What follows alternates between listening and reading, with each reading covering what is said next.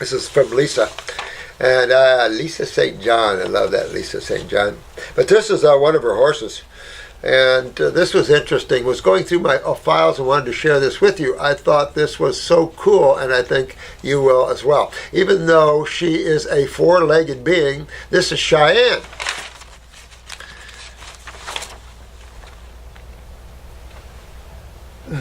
Now, little sweet Cheyenne has been a patient client of mine. Oh, this is a healer here. That's right, Lisa. Since '09. I am a naturopath for animals specializing in horses and dogs.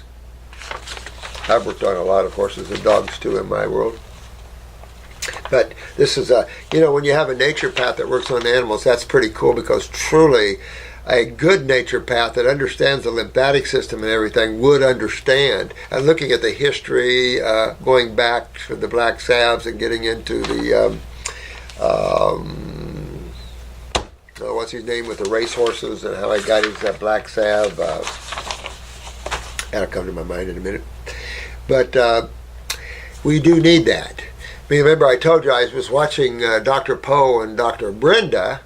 This pit bull was having some symptoms of something, I forget, and there was a swollen lymph node on his neck, and Dr. Brenda said, well, I just want to cut it out and look at it under a microscope and see what's wrong with it.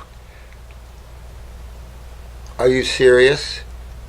I mean, she just compromised that pit bull's, wherever that lymph node, all the cells that fed into that. Well, there'll slowly be lymphedema and all the other resounding problems. You know, this idea that there's something wrong with lymph nodes, we have to pull it all back. There's something wrong with diets. Like, here's a good example. We've been feeding grains to our horses and our dogs for how long? So why did Purina start getting rid of Purina, of all people, getting rid of their grains? I can see it in higher level dog foods, and greater understanding of health, but in Purina. But so when you start to see that, then even the folks at Purina understand that grains are not healthy and that they cause acidosis.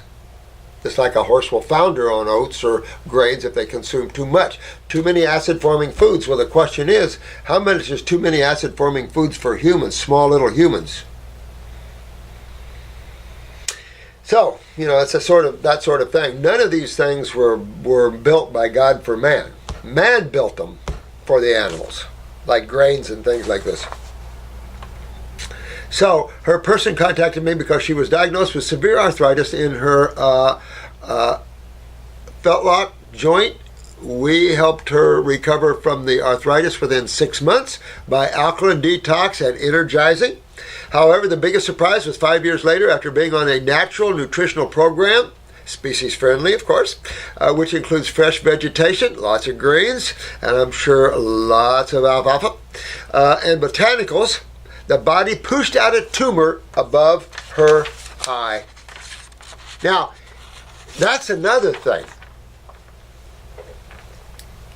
A lot of women get to see this with breast cancers as tumors generally head for the nipple. In other words, in your body is trying to always get rid of all this sewage. Where can they take it? Where's the closest opening?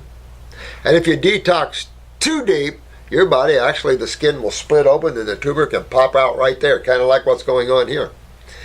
I even had a guy above his belly button, not his belly button, but above his belly button. He started getting irritation on a detox and scratching it, and pretty soon it split and a little tumor came out.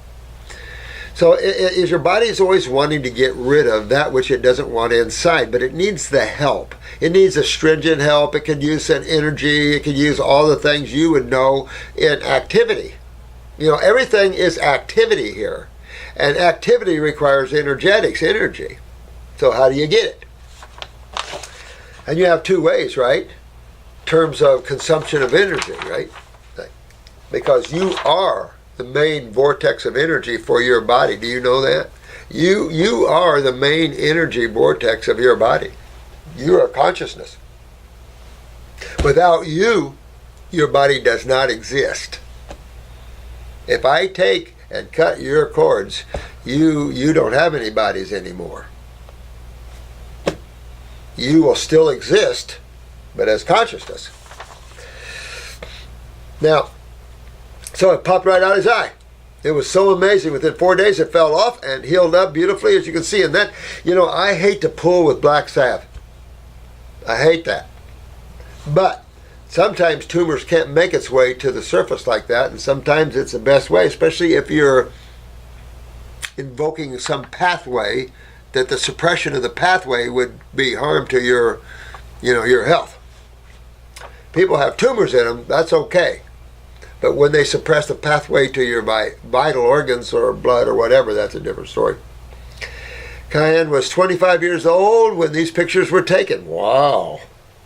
And never too old to heal. Look at that. I have had this happen with a few horses and dogs through the years, and every one of them at the 5-year mark. Wow, look at that. It seems the body hits a pivotal point for which most of the most amazing healing reactions are able to take place. I find that really interesting, and thank you, Lisa, for this and sharing this, because it just shows you the power of nature, the power of proper chemistry, the power of proper magnetics.